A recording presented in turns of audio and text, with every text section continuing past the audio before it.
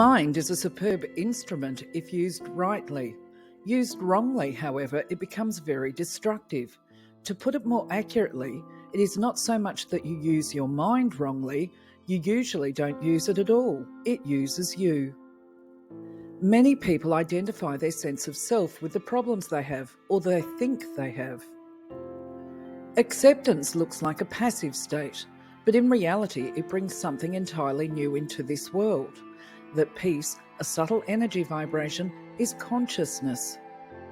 I'm grateful for always this moment, the now, no matter what form it takes. The power for creating a better future is contained in the present moment.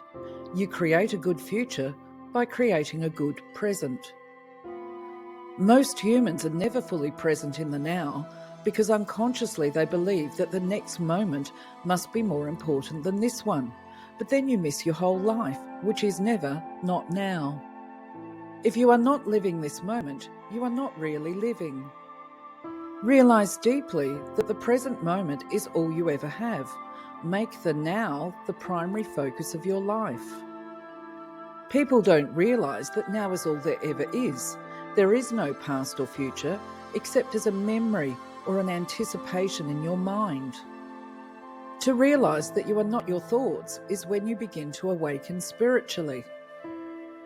Discontent, blaming, complaining, self-pity cannot serve as a foundation for a good future, no matter how much effort you make.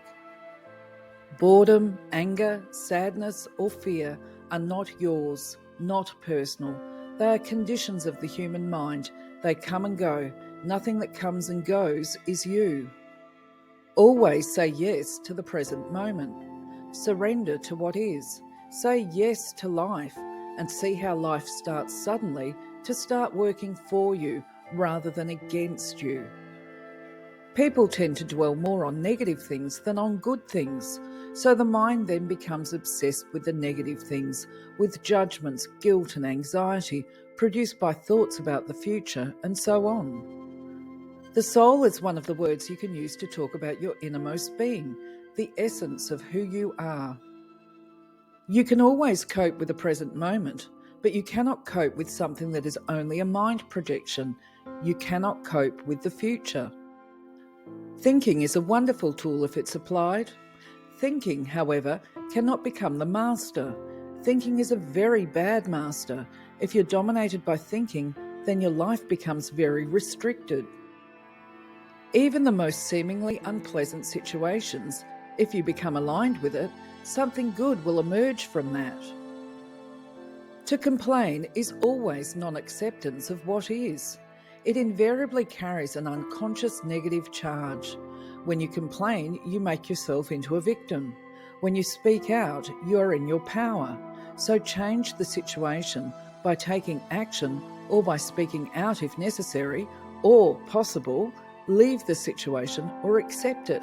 All else is madness.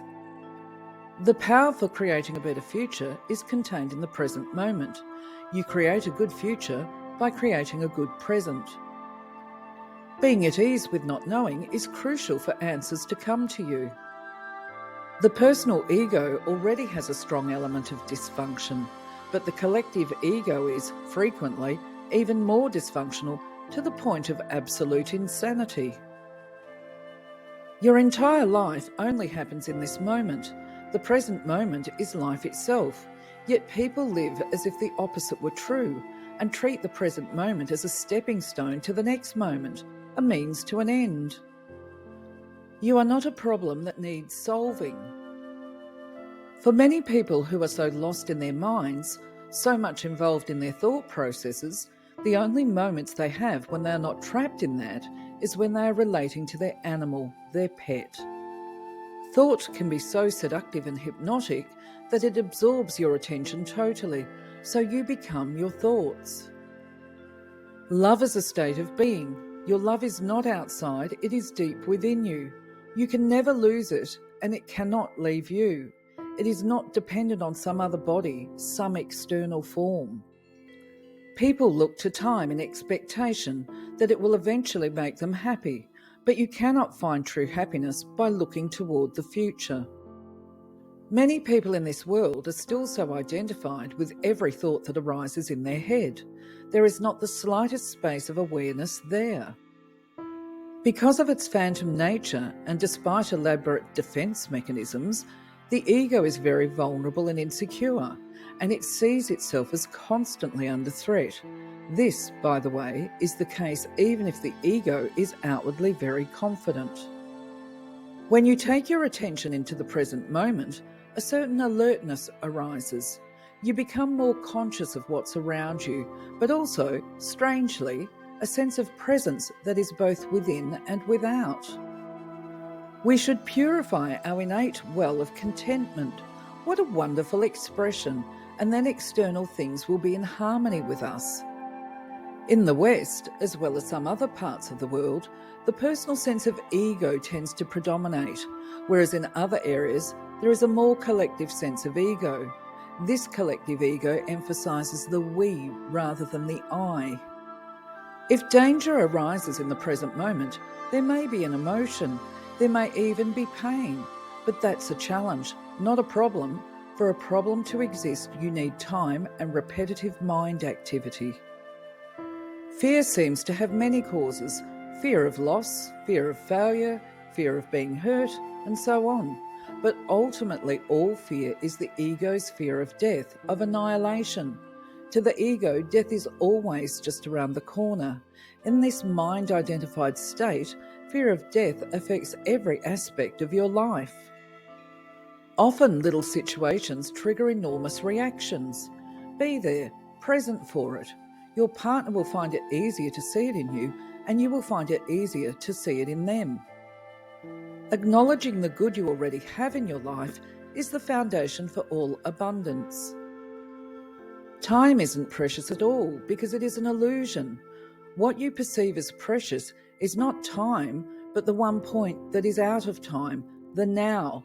That is precious indeed. The more you are focused on time, past and future, the more you miss the now, the most precious thing there is. Whatever the present moment contains, accept it as if you had chosen it. Death is a stripping away of all that is not you. The secret of life is to die before you die and find that there is no death. If you get the inside right, the outside will fall into place. Primary reality is within, secondary reality without. The past gives you an identity, and the future holds the promise of salvation, of fulfillment, in whatever form. Both are illusions. All the things that truly matter, beauty, love, creativity, joy, and inner peace, arise from beyond the mind. Being must be felt, it can't be thought.